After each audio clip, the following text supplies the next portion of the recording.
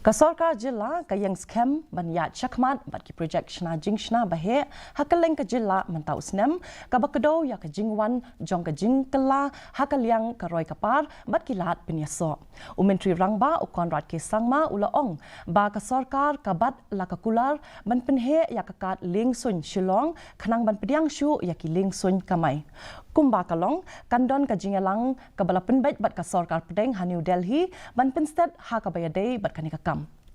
Ulaong basisin baki LIENGSUIញki bahe ki sedang banwan hiar hakane ka KAD LIENGSUIញkan sawan ra jing kelashi kadai ya ka jela nakaliang ka sarkar kadang ya chakmat ha ka banwan ra ya ka LIENGSUIញhapdeng ka Shillong batura hapo ka jong ka skim uran. When it comes to the airport, I'm very particular that the flights as fast as possible the commercial flights should land in Umroi. Government of India is giving full support for this. I hope very soon direct commercial flights will land from Delhi and other places, and I believe that is going to be one of the biggest game changers for our state,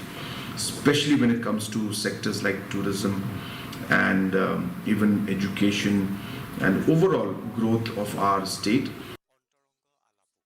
Umentri rangba ka jela